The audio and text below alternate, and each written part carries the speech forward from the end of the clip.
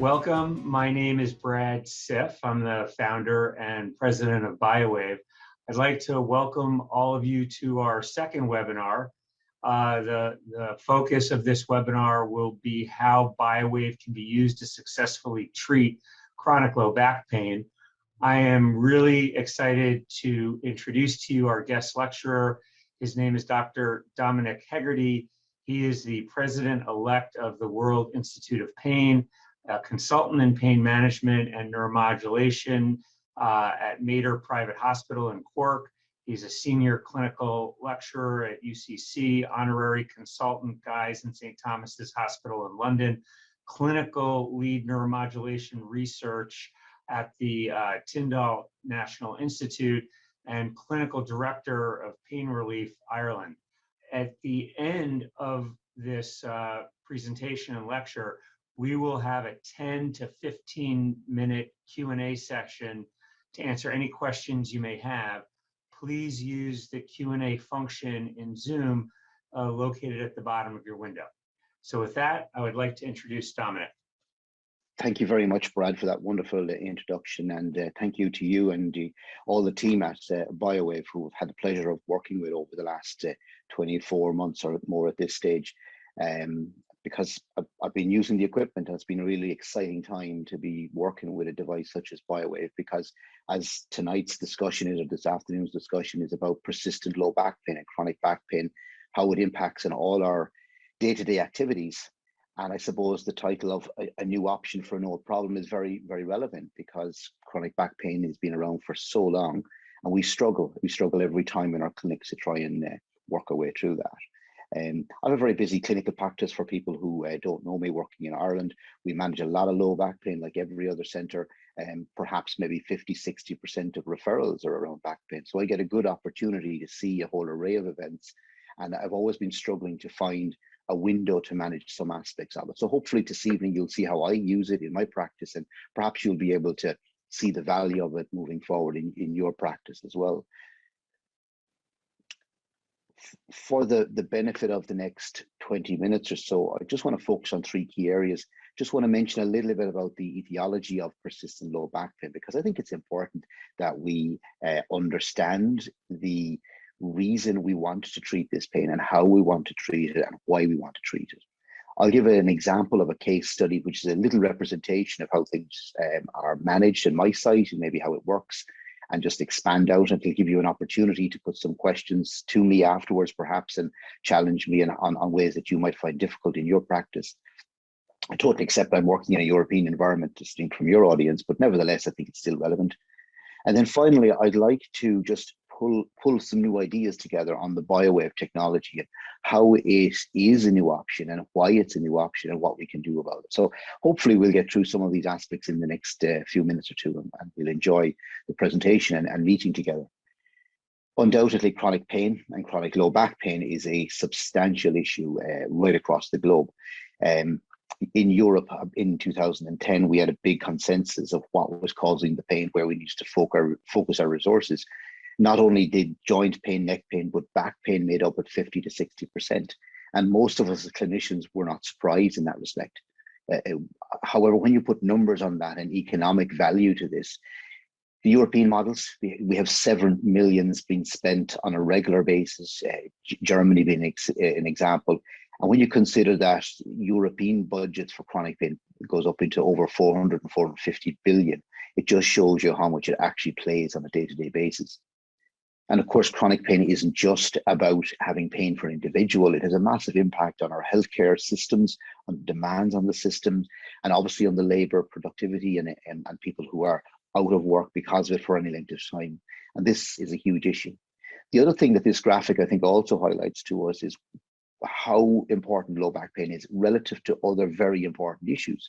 If you said to someone, you know, you're dealing with cancer pain, you'd say yes, but in the context, it's a much lower population. Fibromyalgia, migraine, arthritis, they're ones we talk about on a regular basis. We tend to forget about low back pain because I think we feel we don't have a solution. I think that's one of the benefits of having this discussion tonight. Like any event when an individual presents with low back pain, there's a standard filter. We all do it. We do an assessment to ensure we're not missing things, the red flags. And then I suppose immediately, no matter where you are, either if you're in primary care, a physician in the pain world, an orthopedic surgeon, or maybe a GP, a physio, you're going to go with a conservative strategy initially. Analgesics, rehabilitation, they're the cornerstone of treatment at the moment. And most people will probably respond in about a 6-week regime of something around this pattern. It's only when this extends and reaches beyond that into the 3 months, 4 months, 5-month window that advanced strategies start coming. People begin to get tired of it. They're not back at work. They need to get to see pain physicians, surgeons, neurosurgeons, etc. So additional analgesics become a cost factor, interventions, be it surgery or pain interventions, and other advanced rehabs such as hydrotherapy, Pilates, etc. They all become integrated in. So they demand more time of an individual. And I hope when we'll be able to use this model, this is where the BioWave model fits in for me. It sits into this conservative strategy between moving forward to advance, but also for me in my practice, taking people from the advanced level back down into conservative. And it's a dual path that's useful in this respect. So why do we have low back pain? Why does it persist? That's a really age-old question, goes right back. And it doesn't surprise anyone, I'm sure, that I put a simple diagram up to remind us that it's muscles, it's ligament, and it's tendons. We all look for the discs, the nerve fibers, the facet joints, the articular changes in the back itself, and they're prone to change over time. We all have degenerative changes, and at some point something happens that this irritates and becomes an issue. In the terms of chronic low back pain, it's nothing perhaps that's one standout. It might be a combination of these elements to it itself. And that's why we struggle as well, because we can't just say it's from a disc, etc., and we can work on it. So we need to work these through. As an interventionist, I'm looking at the facet joints, I'm looking at the disc tissue, I'm looking at the tendons, I'm looking, can I do an injection, denervation, etc., to target these areas and make an acceleration and get that person from that advanced phase back into conservative strategy so they can enjoy their quality of life, their sleep patterns, etc., very, very quickly indeed. And that's very reasonable. What we tend to forget about, because we're not trained to think about this, really is the muscle strategy. It's not all about bones and discs and nerves. The muscles have a lot to play in this. And undoubtedly they are injured, even if there's facet joints involved, even if there's a disc tissue, the muscle tissue, the axial strengthening of our lower back are all going to struggle over time. And it's very obvious when you find an individual who has struggled, you begin to see atrophy of the muscle groups. Maybe 10, 15% of the muscle can very, very quickly shrink when an individual isn't as active as it is. And it takes a lot of work to regain this strength over a period of time. If you're sore and in pain, you will not want to do it. And yet this is the one area that we find most difficult to manage at this point. I mentioned I'd discuss a case study merely just to help us focus this evening on these issues. And a classical case might be someone in the age of the mid-40s, 45-year-old male, for example, with a reasonably straightforward working job, office job, doing a little bit of driving on a regular basis, enjoys non-contact sports, the swimming, the golfing, etc., but has got persistent low back pain, that aggravating, dull, achy pain that's been aggravated now by working from home. It's one of the commonest reasons why people are now having this persistent. They've changed their environment they're usually in. They're sitting longer in front of their computer, so they get these features. And of course, on top of that, their activity time is being curtailed an awful lot as well. And this is the classic guy I was thinking of when I was jotting these notes together. He's not been able to go to the gym, he's lost his pool time. And because he's in front of screens a little bit more like we are right now, he's just working as harder than ever in a way. But the clinical picture you'd be expecting from this individual is the persistent dull ache with a pain intensity varying somewhat between 4 up until 7, depending on what he does or how long he sits in his chair, for example. And what they will always report when it's this level is that they have difficulty recovering. So they can do activities. They might be able to go to the backyard and play a little bit of sport with their family, for example, but they recover very, very slowly. 2 days might be a big deal for them to get over that. So it's a real problem in that respect. Undoubtedly, they're sleeping very poor. They're twisting and turning in the bed overnight. So they really, really are struggling. This element, and as we all know, sleep is a very important aspect of being well, and therefore they struggle. And like I try and screen a lot of my individuals using something simple like a brief pain inventory. It's a practical tool. over about 7 different domains: sleeping, wellness, relationships, etc., you'll see that they're impacted 50 to 60% by and large in these areas themselves. And of course, at this stage, when they get to my office, they'll have probably gone through the gamut of oral medications. Most of them have failed miserably, or they're just taking them because, well, they don't have any other choice at this point. And this, of course, is not the best care practice. And as we go back to costs, they're now having medication costs that they really, really don't want to be spending their money on at this point in time. Very often, I would add to this, is they've been attending some level of physiotherapy or rehab in this element, but again, that's plateaued. They're just not able to get over it. Maybe it's the pain is stopping them. Maybe it's the motivational element to it. And just quite frankly, they're struggling. And I guess this is what I just wanted to generate for tonight, how I would deal with this situation. An individual who comes with that presentation, 2 things strike me. I want to make sure that there isn't an interventional aspect, that I can contribute to it, but sometimes there is, more times there's not. And this is where the BioWave option now gives me thoughts and gives me an idea to say, look, can we reassess this individual a little bit better? Can we educate them a little bit about the use of it? So I divert them into what I simply call a BioWave clinic, where I have a technical person who's skilled and trained in how to fit, how to talk an individual through the use of the device, both maybe the home model we would use in our clinics, and then move over onto the Go version, the more portable version for home use.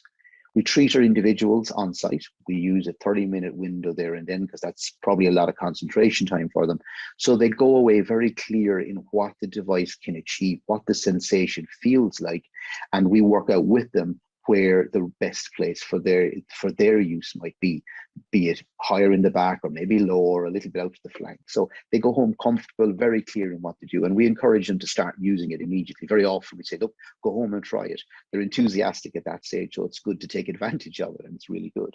So we trust them to do that. We trust them to make an effort with us, but we then deliberately follow them up at about day 10 to 14. So around the 2-week window, we ring. We ask them, or the technical person who fitted them rings them, says, have you any problems? What do you think of it? Are you going to keep it? Are you going to work with it? And really, really positively is that we see 75 or 80% of individuals, so 3 out of 4 individuals will push forward with it. They'll find it useful. They find that it's not impacting on their day-to-day activity too much, and they're quite willing to do this. And again, we are now presently following these up further along, and by the 12-week or 3-month window, they're still using this device. And we can discuss a little bit how their pattern of usage changes, but for now we'll just say they're still using it. It's still a useful tool to them, and they've adapted very neatly to itself. So there's a very positive feedback from a very simple decision to direct them in under an umbrella where they can actually move forward. And that, of course, stops them going into that channel there that I've identified as the interventional, which is a high cost, high energy, a lot of impact on themselves, but gives them control. So it's a very nice pattern. It's very simple. It's one I personally try to divide and design, if that's the right phrase, to work for my practice. But I get the feeling this is something that would work very sensibly from my knowledge of other clinics, both in the US, across Europe, in the UK, etc. So practicality is important in this design. And I just mentioned a small bit there about how we direct them where to use it. And of course, we might show them a diagram like this, but typically, just like the graphics are here, this is the classical place. It's the lower back, they're going to stimulate it, and they get the feedback immediately from it. That's the important element. And as we know as clinicians, there's flexibility. You may be able to move it up and down or a little bit left and right. You're going to be impacting those muscle tissue.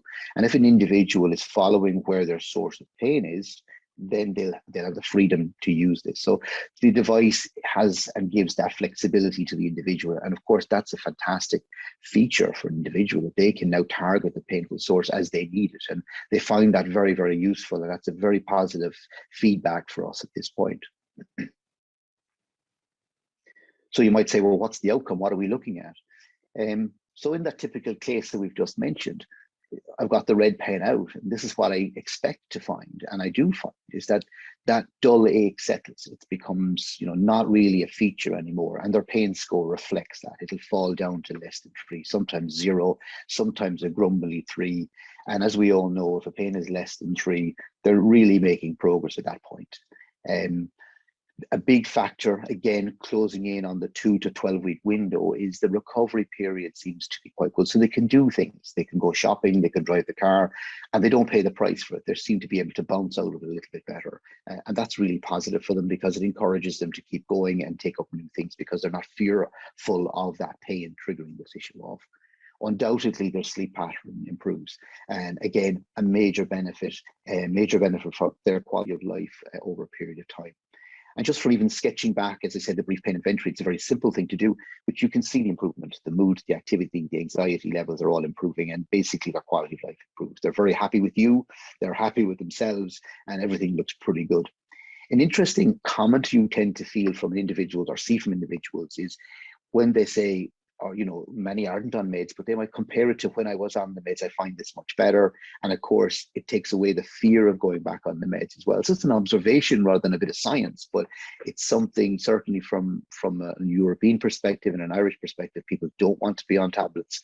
And so anything that does that, they're delighted. So there's an automatic buy-in as well. So we're getting a lot of good feedback in that respect.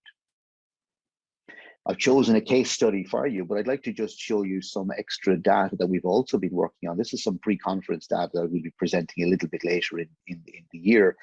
And what we've done is we've taken those individuals we've used in the last 6 or 7 months, and we've tracked them, and albeit retrospectively, we've looked at how they've done. Because I wanted to see, was my model working? And just like you're interested to see how you'd apply it, I wanted to see, is it working? How do I tweak it? How do I make it better? And we follow them up, as I said, for 12 weeks. And while we've have just 39 individuals over a variety of conditions, a third of those, or approximately a third of them, were around exactly the topic we're speaking a bit of tonight, chronic low back pain. And again, you begin to see the effect size and the impact and the p-value meets those numbers. So all those elements that we were just doing on a case-by-case basis now are beginning to add up. And from my point of view, it warrants me saying this is a good idea. This clinic is well worth the effort. We're making a clinical impact on it itself. And of course, what I'm hoping to show a little bit down the line is that by shifting these individuals out of my interventional route, they're managing these things a bit better themselves, and frees up space for me to deal with those individuals who do need the interventional and they do need the other more advanced procedures. So it's really a nice tool to help us get that right. So that's just how I'm using it at the moment, and we're looking forward to it. We did manage to look at some of this information some time back, and we published in Pain Practice in 2021. Now at this stage, I'd advise you just to have a look at this. It covers low back pain and a variety of other conditions we looked at that stage, and kind of amalgamated where we are. And that paper kind of formulated the design of the clinic because we anticipated the work, and I'm glad to see that we're moving down that level. So there's great work to go ahead in this area. So just to help you move forward, I would suggest having a browse of this paper, and it'll give you a sense, and you might even find some of the cohort of patients that you had. There's over 600 plus patients included on that paper. So there'll be a cohort, I'm sure, that would match your practice somewhat as well. So easy reading for bedtime, of course. And then the final portion this evening, if you don't mind, I just like to address from my perspective and from the academic perspective why I feel and why BioWave actually does work. It's not just another blue box with 2 stickies that we place on our back. There's science here, and what is it working on? And when I started looking at this as a device that I'd like in my practice, these are the questions I was asking myself. Does it make sense that this energy that we now understand can be generated can penetrate the tissue, can penetrate the nerve fibers? And of course, there's 2 pieces of tissue that really, really matter. And I certainly don't want to spend the whole evening talking about the details on this, but I'll just flag up a few key points from my point of view. Is the nociceptors in the muscle tissue. And I'd like to mention something about the actual peripheral nerve tissue itself. Because we know about the morphology of tissue and the nociceptors in the muscle itself, because noxious being Latin for painful, these tissues are designed to pick up when we hurt ourselves and when we injure ourselves. And in particular, we're talking about muscle injuries here, muscle or strains or pulls or tendons and feedback from that element. And these fibers we're all very familiar with. We would rattle off immediately that they tend to be thin, myelinated or unmyelinated tissues. We know that they feed into joints, into somatic elements, the aspects to it. But we also know that there's a branch that goes to the skin. So people describe paresthesia, numbness perhaps, and features of skin elements, and it may be representing something that's happening in these fibers underneath the level of the skin itself. And we also know within these tissues that there's very important receptors, or should I say channels more correctly, the sodium channel. And these are the whole family of these elements. I'll come back to mention them in a moment, but in particular, the voltage gated sodium, the NAV 1.8 and 1.9 have a key role in it. And if we can influence these, we know that we can influence pain pathways. So we can do that with local anesthetics. We do it with toxins in the animal models, for example. And it makes sense then if we can generate electrical devices that can generate current or electrical field that reaches into these areas and impacts on them, then that makes sense. That why would it influence or have a positive influence? We're all under the impression, and we, again, as I said, we speak freely of saying, oh, there's free nerve endings in the muscle tissue. We go back to Stacey's work, 1969. That's a long way back. And we say, well, are we a bit, historical thinking of that element? Well, in fact, we're not quite right, because although they lack the receptive structure that we might associate with a pressure receptor, for example, they're actually receptors. They do carry message in one format, transfer them to electrical activity, and pass it to the brain. And the other thing that we don't quite, we miss say is that they're free. They're not free. They're actually quite lined.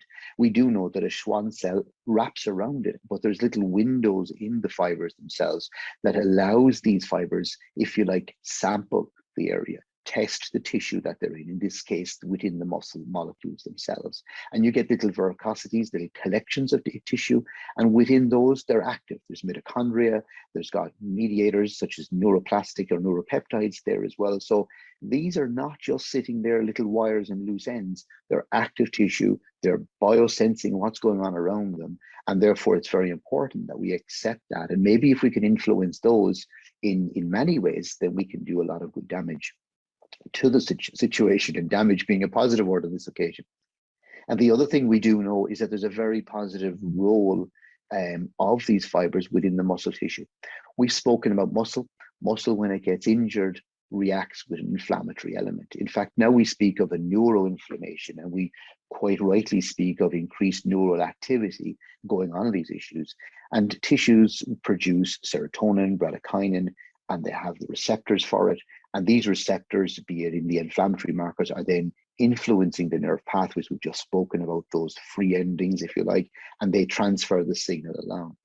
We also know the language, and only recently, again, in the last couple of months, have had discussions about the stress factors, the nitro-oxidative stress factors that are occurring in pain. And we're learning about new oxidants all the time that are influencing the nerve fibers. So again, it's good for us to be thinking about these nerve fibers, not just as free ends, but something that we might be able to influence.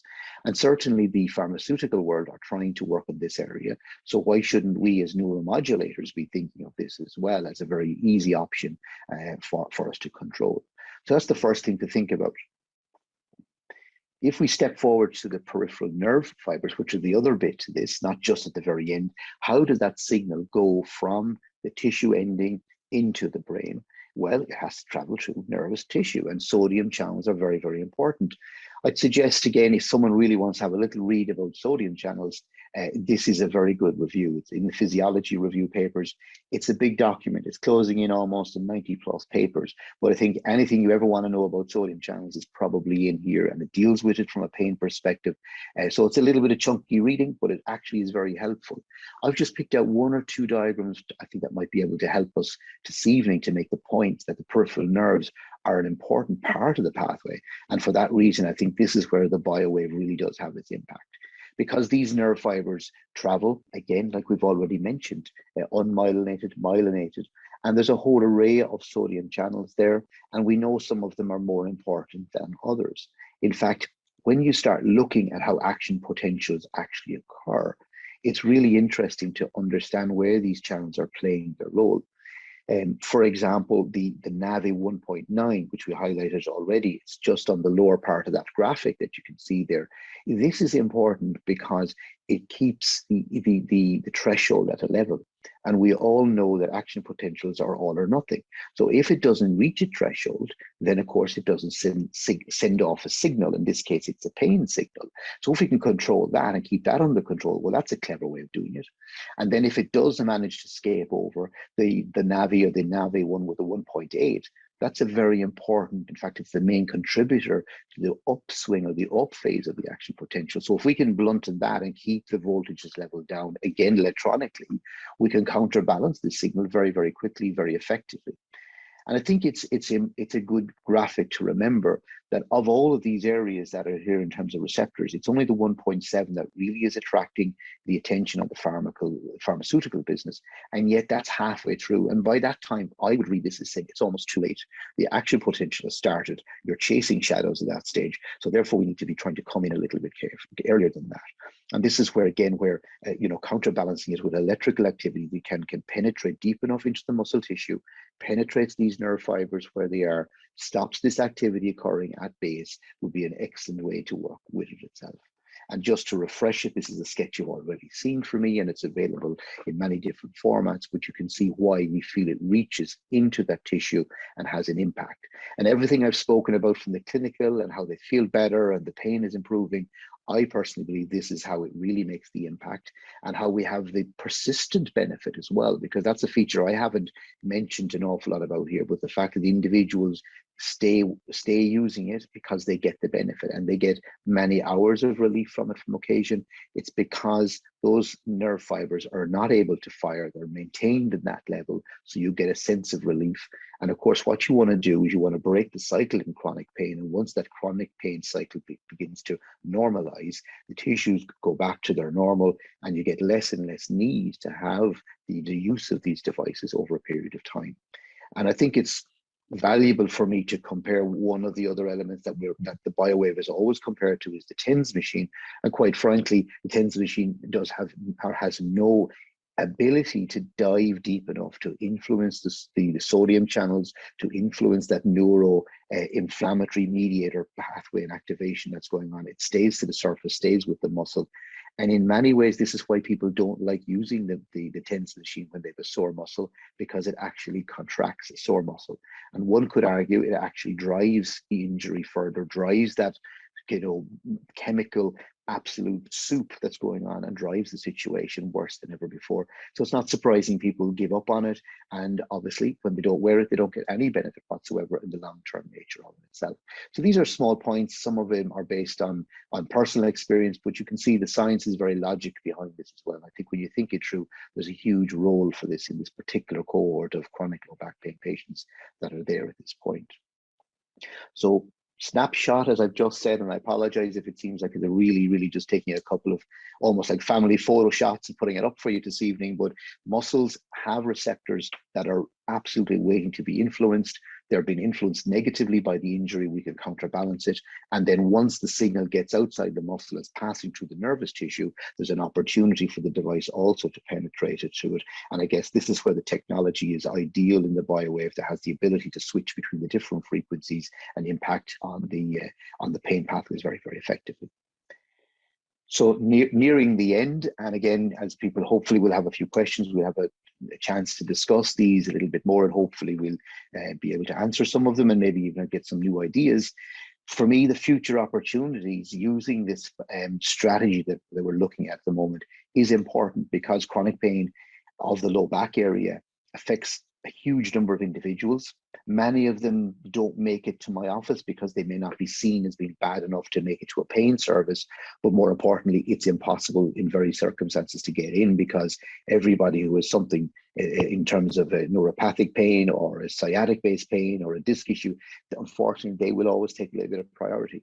So we have to rely on our colleagues, sometimes in the other healthcare professions, to help us out. But this offers accessibility. It offers a treatment that's certainly something that's non-invasive.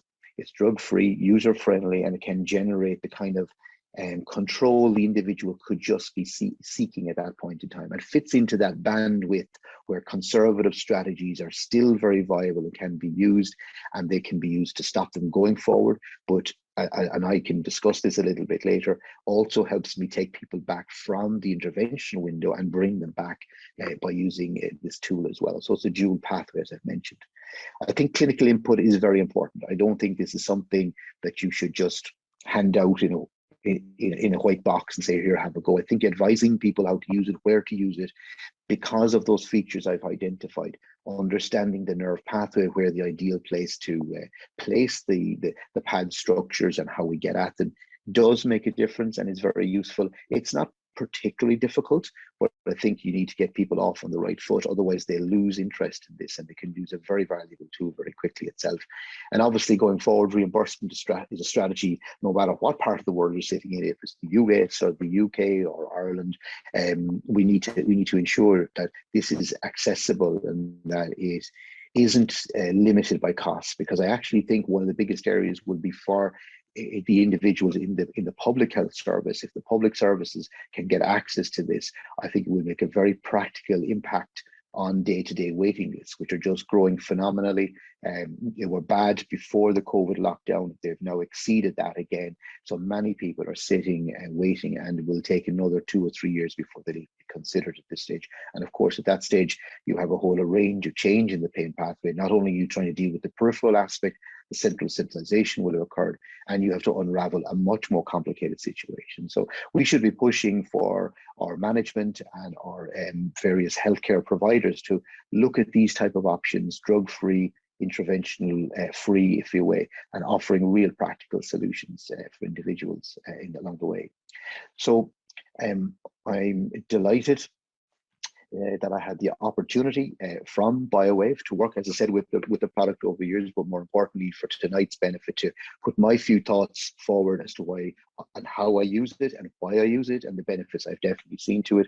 I think it's only a matter of time before we will see really nice quality studies comparing this device, seeing the practicality element to it, but also seeing some of the economic benefits as well. So at that, I will take it back to the floor. We'll open it to the questions and answers, and we'll do our very best to answer questions. So please feel free to log them on, and we'll manage it from there. Thank you.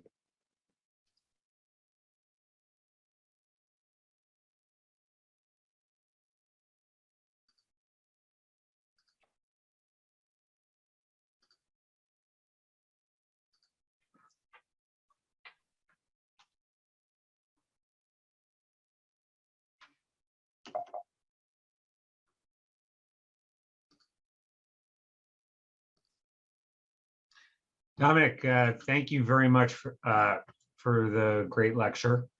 So if anyone has any questions, please use the Q&A function, and we're happy to answer any questions that you have. Great. Thank you very much, Brad. It's a pleasure to be involved, as I've said, in using this product, which is really a clinical tool that I hope some of the individuals logged on tonight or this afternoon, depending where you are, will again benefit from. And not surprising, I can see questions coming to the forum already at the moment. And I guess one of the most obvious questions people ask me would be, well, where do you place the pads? Where is a really good place to set these up for them? And when you're in the low back area, again, you have a variety of zones, and very often an individual will come and they'll present to you a band across their lower back where they feel it's coming from. So clinically, you have to make that judgment. And this is one of the reasons why you just don't give the device out unless an individual knows where to put the pads, because it does matter. You have to apply your little bit of anatomy, your little bit of understanding of what I've just presented there in the slide as to why it might work.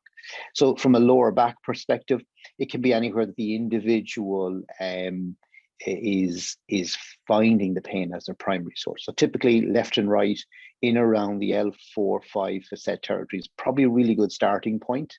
But again, it will depend on the individual. And even if you try this yourself, or when you put it on yourself, you'll sense the way it's working, and you'll feel the impact across your muscle group. That's what the patient will feed back to you, that they feel it's in the right area. Maybe it needs to go a little bit more laterally. Sometimes what you find when they do reasonably well, that they may present with one side, left or right, that's actually trialing them or upsetting them a little bit more. So you could focus it to one side very, very clearly as well. You must remember that the depth of the BioWave waves reach about 4 or 5 centimeters very, very comfortably, perhaps even a little bit lower down. So by doing a trial run in the clinic setting, that's been a very important part of the way I've used it. So having a BioWave clinic where you trial it, you give the people the treatment for the 30 minutes and make sure that they understand how to use it, and encourage them to use it when they go home or when they're in the vicinity of the home environment, and then follow up with them to make sure that they are using it, make sure you're getting the feedback from it is very important for them itself. Because I think that's a very important aspect. If they get the feedback initially, they'll kick off very strongly. So it's useful to get over to that. And I know this is an area of challenge for everybody at the moment where to put it, and hopefully we'll be able to move that forward in due course. So that's one of the first areas that's always an element to it itself. Few other questions I can see here is like maybe how often do you use the different pads? Now, for those people who know, there's a variety of pads that you can use in 2 different styles in particular. One of the ones you saw in the images was what we call the B type pad systems. They're approximately 4 to 5 centimeters in diameter. You can correct me on that, but essentially they're big enough to target the lower back area itself, and that's the right one to go. There is another version to it which needs the version that we can use in the clinic environment if we need to penetrate a little bit deeper. That depends on where people are working, whether they have access to it. But I'd suggest maybe link up with your distributor and they'll be able to feed you in as to what the availability on those elements. There's a cost difference in certain pad elements, but for most individuals who will use the BioWave Go version, the version they would take back to the home environment, the pads that they are supplied with are more than enough. You expect to get probably a week to 10 days probably out of each patch system if they're using it, taking care of them. So 3 packs would easily get you over a month's supply. So it's not very heavy on the consumables ever also, which is obviously a very important aspect to it itself. In terms of using it, we encourage it to be used in the clinic and it's essentially when they go home. You can use it as often, or you can encourage individuals to use it as often as they like. But if you look at the literature and you look at what we've been able to study out of the 500 and now climbing up to almost 1,000 individuals directly, they tend to use it twice a day, perhaps 3 times initially. And as they improve, they find that it's less needy for them. They're less time to commit to the treatment. And of course, that's fantastic. So they find that they're moving things forward. And again, I would encourage them, and it's purely practical, to use it in the late afternoon, evening time, because they're more likely to be able to benefit from it. They'll get a good night's rest from it, and they're able to function in their day capacity very easily. I have individuals who take it with them to work, use it at lunchtime when they have a half an hour, because that's a peak time for them. If they've been sitting in an office-based scenario or they've been out and about, that's a very good point. It replaces or has replaced their use of codeine-based products, of paracetamol, anti-inflammatories. So obviously this is a very positive impact on these individuals as well. So it is a huge impact, and it's up to them to use it as much as they can. So please encourage them to use it. It's a very practical element to it itself. Couple of questions I can see floating in here. Is it contraindicated in either cancer or a history of cancer? Straight off, no is the answer, straight off. There's no reason why this would irritate the issue itself. In fact, it can be used in individuals who would have maybe metastatic disease, low back pain being related to it itself. It's very practical. It has no contraindications in that respect. It's as practical and as useful as you would make a decision for any of your clinical treatments. And that's exactly one of the beauties as clinicians here. This is not challenging us to use something that's outside our domain of use. We're just applying the information we now use with another tool. So we're adding a completely useful device to our timing and to when we would go with it. In fact, I would see it as replacing a scenario where an individual has cancer pain or pain related to that coming assumingly from their back, to taking them in and doing an intervention for them. That's the last thing you want to be doing in a way, because it's not going to give you prolonged treatment or response. Whereas the BioWave unit can be used as regular as they need it and when they need it. So if they're having a good day or a bad day, they can adapt to it. It gives them flexibility. And perhaps, you know, in a scenario where you have that, where time is particularly short for individuals, that's certainly the last thing they want to be doing, is tying themselves up into clinical commitments when something could be managed in the home environment, in the palliative perspective, perhaps. So it's a very useful and practical tool in that respect. So no contraindications in that respect. Now, there's a question about do you see a cumulative effect using BioWave if your patients are using it regularly over a continued period of time? Do you see any type of cumulative benefit in those types of patients?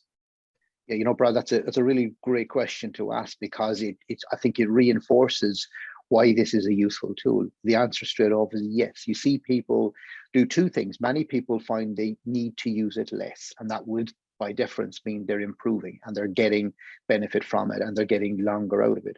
And if you look back at that cumulative study that we undertook, it was published, and what I spoke about, that's exactly what you saw. Individuals were initially using it, you know, a number of times, and their issue was that they find they only get maybe 2 to 4 hours relief, but as they continue to persist with it, they're gaining 6 hours, 8 hours, even up to 10 hours of good relief, whereby they're not having to use the device or not having to use other agents.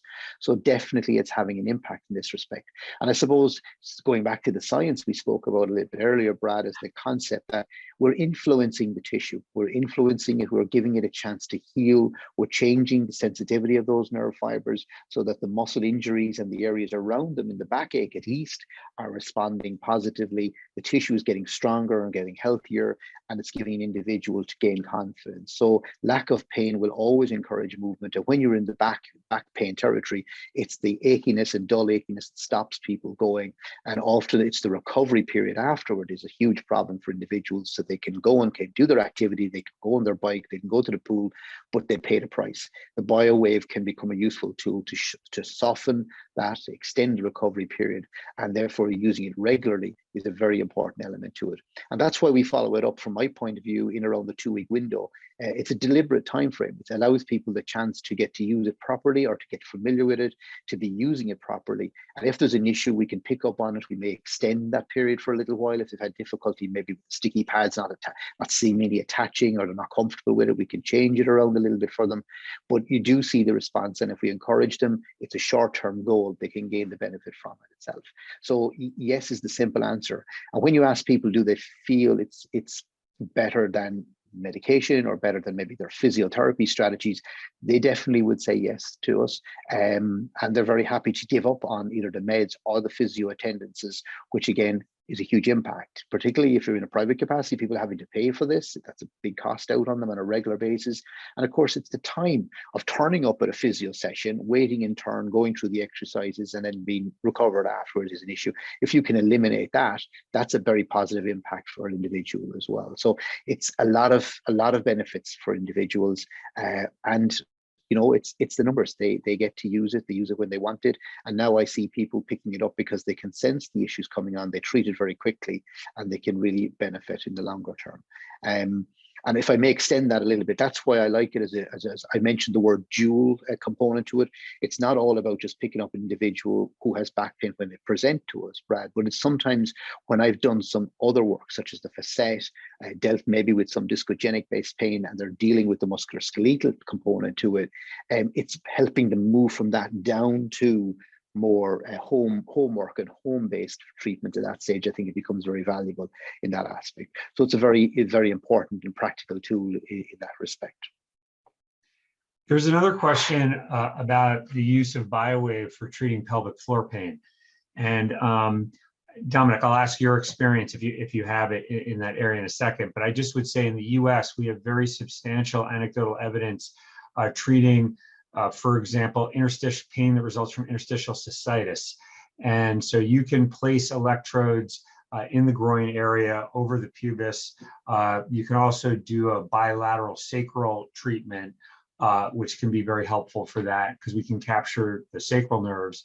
And so absolutely, there's a role for it for treating pelvic floor pain and women's health in general. And that we've seen in the US. Dominic, do you have any experience treating pelvic floor pain in Ireland? In brief, the answer is yes. It fits into exactly what you have said there. I wouldn't be prepared to put my hand up and say, oh, it's the answer to all these issues straight away. I think we have to get a little bit more familiar in how to use it. And if an individual listening in was wondering, are they going to go and do pelvic pain management of this straight off? Unless you're very experienced in the area and you know what you're looking for, I'd probably suggest working with low back pain first, get familiar with it, and then move across to the more complex scenarios itself, because there's a lot of variables in that aspect. But it has every reason that it can be very useful, because it's dealing with nerve fiber.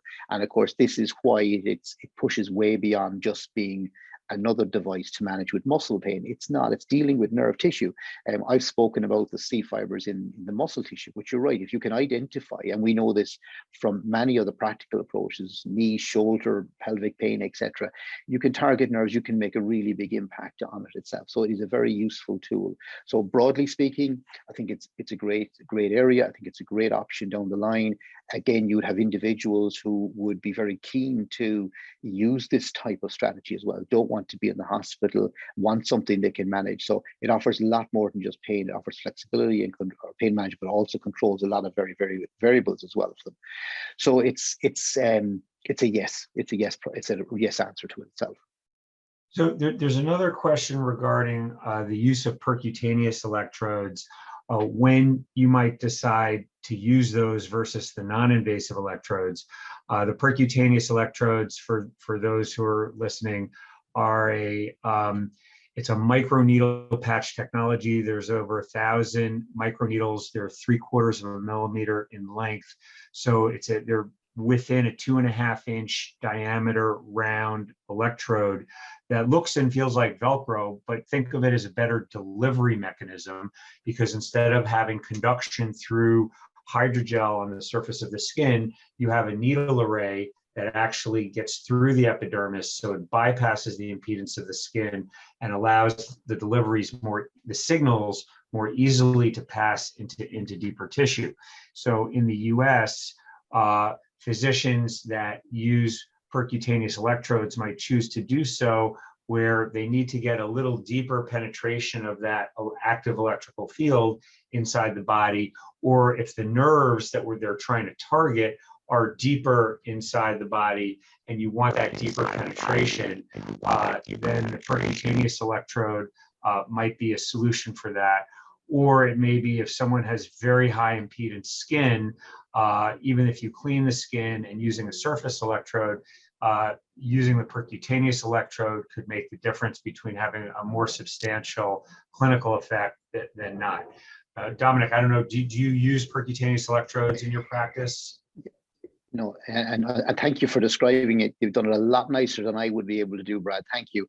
And I do, is the answer to it. I would perhaps use those style of pads in individuals who are on the way down from procedures such as a facet denervation, or perhaps say just injection to the facet territories themselves. So I know they have an underlying issue and I really want to stay on top of them. And for one reason or another, I don't want to be dragging them into hospital in another 8 weeks or 12 weeks time to redo something that they could be helping to manage. So I use it in that targeted strategy, and I've learned to use it in that way, which is very good and it's helpful. So quite rightly, where you sense the depth is more than just a muscle only, and you feel it's been driven by a facet area. When we speak of low back issue, I think that's the ideal time to use that aspect.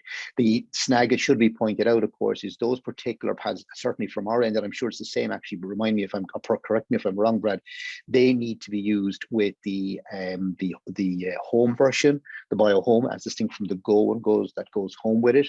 So that smaller, softer pads are the one we get people going home on itself. So that's just a point, and it is useful. If someone is just coming and we sense that it's just lower back, and for some reason they may not like to have a procedure, or don't need it, or are struggling with physio, I would start with the more ordinary standard B type pads in that respect, because it's able to target it.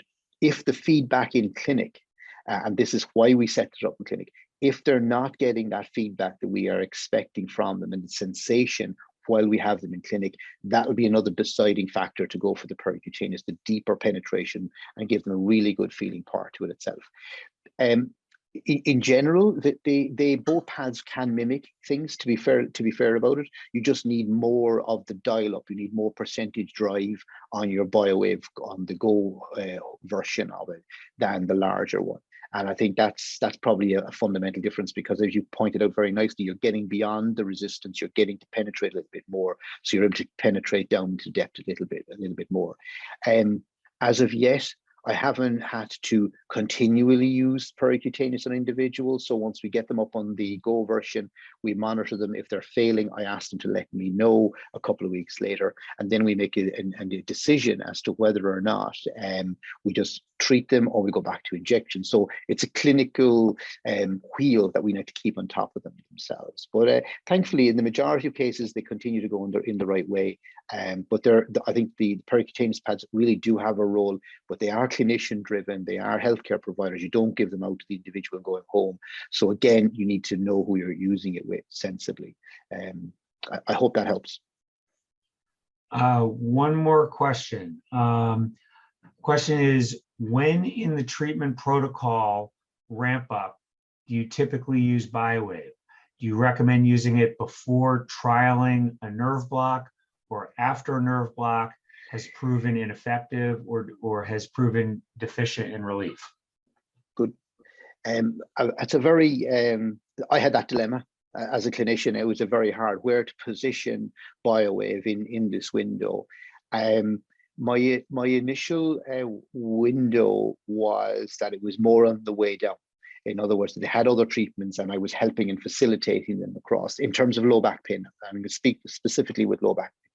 And my confidence has increased with that, because I've seen the positive benefit over a prolonged period of time. I've seen they can respond. So now I'm leaning towards offering BioWave if there's any element of doubt, or that they've just done moderate to mid-range oral analgesia. They're kind of tired with the physio and they're using it. And you get the sense this is musculoskeletal more than just completely a facet element. So my understanding of the device has allowed me change when I use it a bit more. So we're fitting it into those little blocks I said in my presentation of where it comes in as more of a conservative lean out point at this point. So I'm offering that now. And then if that's not doing well after the 2 to 3 week window, we can then consider stepping up. And it's a very good filter. It is a good way of helping individuals avoid getting into the hospital environment, and it can be followed up with technical support. Doesn't need me to make that phone call, but it is working very well because I have a person in that position. Now, I could see that working in most clinics with either a nurse specialist or someone in the physio sector who would understand what they want from it. There's clear outcomes for the individual and then a clear action plan if it doesn't make ground to move forward quickly and promptly from there. That, of course, doesn't mean that BioWave is not going to be helpful post those interventions as well. So it has a dual window in that aspect to itself. I think individuals listening in and looking into this evening, I think should look at how they're using their practice and see where it would help out most to lift the traffic jam. And I think that's where I started using this in particular, was to help me move people through this pathway, get the flow going a little bit easier, and get the right people in to do interventions and avoid those people who don't need it and give them the tools to go backwards. So there's a role in both elements. So there's no right or wrong here. You just need to go with it. In terms of other areas, speaking broadly, if people have specific areas that are irritating and you can see there's a nerve pattern to it, it's no harm trying it. It's absolutely benign to try it. It can be very, very effective, and it avoids injections. It avoids pulse denervation strategies, etc. So it's very good. Dominic, thank you. We will thank you very much, everyone, for attending this webinar. This is a monthly webinar that we're running on different subject matters. The next webinar will be mid-May, and we will post what the subject matter will be very shortly. So again, thank you very much, everyone, for your attendance. And if you have any questions that were not answered, please feel free to reach us. You can send questions to info@biowave.com, and I will answer them, or Dominic will be happy to answer further questions as well. Again, thank you very, very much for your time. We appreciate it. Thank you, everybody. Have a great evening.